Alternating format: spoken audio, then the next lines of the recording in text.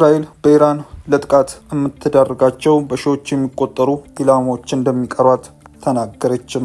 የመካከለኛው ምስራቅ የጦርነት ድባብ ምን ይመስላል? የኢራን እስላማዊ አብዮታዊ ዘብ ኦፕሬሽን ትሩ ፕሮሚስ ፎር በተሰኘው ዘመቻ ቴልአቪቭ እና ቤን ጉሪኦን የአየር ማረፊያዎች ውስጥ የሚገኙ የተለያዩ ማዕከላትን ኢላማ ያደረጉ 55 ዙር የድሮንና የሚሳኤል ጥቃቶች መፈጸሙ ተገልጿል። እነዚህ ጥቃቶችና ኢላማዎች ከተደረጉት ተቋማት መካከል ኤሮስፔስ መሳሪያዎች ማምረቻ እንዲሁም የአውሮፕላን ነዳጅ መቅጃ እገዛ ማዕከላት እንደሚገኙበት አብዮታዊ ዘቡ ባወጣው መግለጫ አስታውቋል። በዚህ ዘመቻ አውዳሚ ድሮኖች በጥቅም ላይ እንደዋሉም ተናግሯል። አብዮታዊ ዘቡ አክሎም በጦር ሰፈሮች የሚገኙ የአሜሪካ ይዞታዎች ከተመቱባቸው መሳሪያዎች መካከል ፋታህ፣ ዙልፊቃር፣ ደስፋል የመካከለኛ ርቀት ሚሳኤልም ተጠቅሷል። ስማርትና አውዳሚ ድሮኖችም ጥቅም ላይ ውለዋል ብለዋል። ከተባበሩት አረብ ኤሚሬትሶች ዋና ከተማ አቡዳቢ በ30 ኪሎ ሜትር ርቀት ላይ የምትገኘው አል ድፍራ የአየር ጦር ሰፈር የኤሚሬቶች የአየር ኃይል የውጊያ እዝና የአሜሪካ የአየር ኃይል ዋና መስሪያ ቤትን ይዟል። ባህሬን ውስጥ የሚገኘው የባህር ኃይል ጦር ሰፈርም የአሜሪካ ጦር መርከብ ማረፊያ ነው። በሌላ በኩል በዛሬው ዕለት የአሜሪካና የእስራኤል ተዋጊ ጀቶች በምስራቅ ቴህራን በኩል በሚገኙ አካባቢዎች ላይ ጥቃት መፈጸማቸውን የኢራኑ ፋርስ የዜና ወኪል ዘግቧል። እስራኤል ቴህራን በሚገኘው መራባድ የአየር ማረፊያ ላይ በፈጸመው ጥቃት የቀድሞውን የኢራን ጠቅላይ መሪ አያቶላ አሊ ካሚኒ ይጠቀሙበት የነበረ አውሮፕላን ማውደሙን ተናግሯል።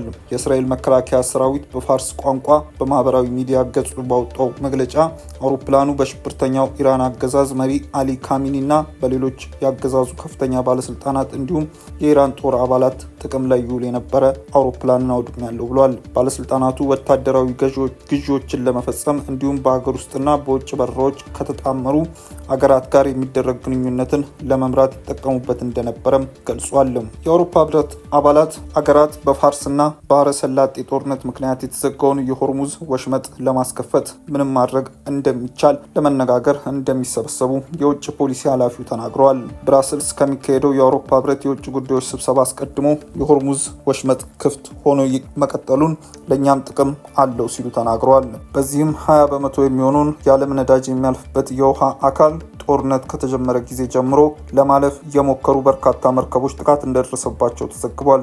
የአሜሪካው ፕሬዝዳንት ዶናልድ ትራምፕ የአሜሪካ አጋሮች የመተላለፊያ ደህንነትን ለማረጋገጥ ድጋፍ ካላደረጉ ለኔቶ የወደፊት እጣ ፈንታ በጣም መጥፎ ይሆናል ብለዋል።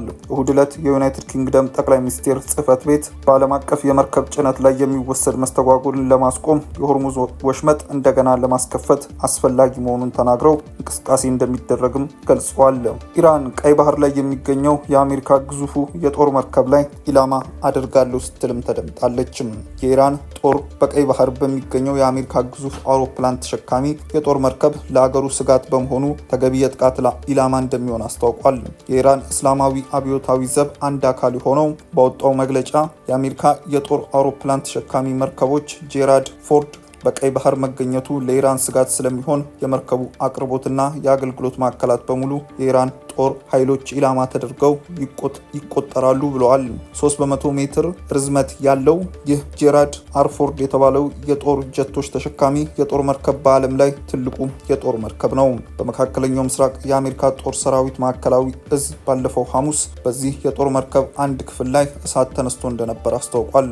ነገር ግን እሳቱ በቁጥጥር ስር እንደዋለና በመርከቧ አጠቃላይ እንቅስቃሴ ላይ ማስተጓጎል የሚያስከትል ጉዳት እንዳላደረሰና ሙሉ በሙሉ ስራውን እያከናወነ መሆኑን ገልጿል። ማዕከላዊ ይዙ ጨምሮም በመርከቡ ላይ የተነሳው እሳት ከጦርነት ጋር በተያያዘ አይደለም ሲሉ በወታደራዊ እንቅስቃሴ ምክንያት እንደሆነም አመላክቷል። የጦር አውሮፕላን ተሸካሚው በቬኔዙዌላ ከተፈጸመው የአሜሪካ ወታደራዊ እርምጃ በኋላ በኢራን ላይ የተከፈተው ጦርነት ከመጀመሩ በፊት ወደ መካከለኛው ምስራቅ እንዲንቀሳቀስ ተደርጎ ነው በቀይ ባህር ላይ የተገኘው። ከዚህ ጋር በተያያዘም ጠቅላይ ሚኒስትር አብይ ነዳጅ በቁጠባ ለመሰረታዊ ነገሮች እንዲውል አሳስበዋል። ጠቅላይ ሚኒስትር አብይ አህመድ በመካከለኛው ምስራቅ የተቀሰቀሰው ጦርነት 16ኛ ቀኑን በያዘው በዛሬው ዕለት ነዳጅ በቁጠባ መጠቀም እንደሚያስፈልግ ጠቁመዋል። ጠቅላይ ሚኒስትሩ በይፋዊ ማህበራዊ ገጻቸው ባስተላለፉት አጭር መልእክት ነዳጅን ገዝተው የሚጠቀሙ ሀገራት መቸገራቸውን ገልጸው በቁጠባና ለመሰረታዊ ችግሮች ቅድሚያ በመስጠት መጠቀም አስፈላጊ መሆኑን ገልጸዋል። ባለፈው ሳምንት የገንዘብ ሚኒስቴሩ አህመድ ሽዴ የተፈጠረው የነዳጅ አቅርቦት ሰንሰለት መስተጓጎል ምን ያህል ጊዜ እንደሚቆይ ስለማይታወቅ ህብረተሰቡና ተቋማት ነዳጅን በከፍተኛ ቁጠባ እንዲጠቀሙ አሳስበው ነበረ። በጦርነቱ ምክንያት የታየው የነዳጅ ዋጋ ጭማሪ አስፈሪ ነው ሲሉ የገለጹት የገንዘብ ሚኒስቴሩ መንግስት በቅርቡ ተጨማሪ የነዳጅ ቁጠባ እርምጃዎችን ይፋ እንደሚያደርግ አስታውቋል። ጠቅላይ ሚኒስትር አብይ በማህበራዊ ሚዲያቸው ላይ የነዳጅ አከፋፋዮችም ሆኑ ተጠቃሚዎች እንዲሁም ማደያዎች ለመሰረታዊ አገልግሎት ቅድሚያ እንዲሰጡና በቁጠባ እንዲጠቀሙ አሳስበዋል።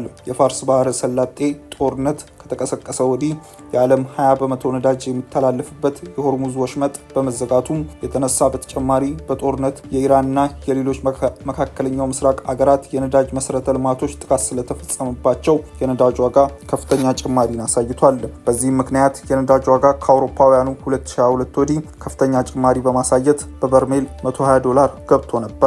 ይህንንም ተከትሎ የዓለም አቀፍ ኢነርጂ ኤጀንሲ ከፍተኛ መጠን ያለው የነዳጅ ክምችቱን በማውጣት ለእስያ እንዲሁም ሌሎች ሀገራት በዛሬው ዕለት እንደሚያከፋፍል ይፋ አድርጓል። በዓለም አንድ አነስተኛ የነዳጅ አቅርቦት የሚተላለፍበት የሆርሙዝ የባህር ወሽመጥ መዘጋትን ተከትሎ የነዳጅ ዋጋ መጨመሩ ዛሬም እንደቀጠለ መሆኑን መረጃዎች አሳይተዋል። እሁድ ዕለት በዓለም አቀፍ ገበያ የብሬንት ነዳጅ ዋጋ እስከ 3 በመቶ ጭማሪ በማሳየት በበርሜል $106 ተሽጧል። በዛሬው ዕለት ደግሞ ቅናሽን አሳይቶ $104 እየተሸጠ ነው። ውድ ተመልካቾቻችን በዕለታዊው የዛሬ ውሎ ፕሮግራማችን ይዘንላችሁ የቀረብናቸው ዋና ዋና መረጃዎች እነዚህ ነበሩ። ከፕሮግራም ጋር አብሬያችሁ ቆይታ ያደረኩት እኔ አብዲስ አደፋር ነበርኩ። ከሌሎች የኬሎ ሚዲያ ፕሮግራሞች ጋር መልካም ቆይታም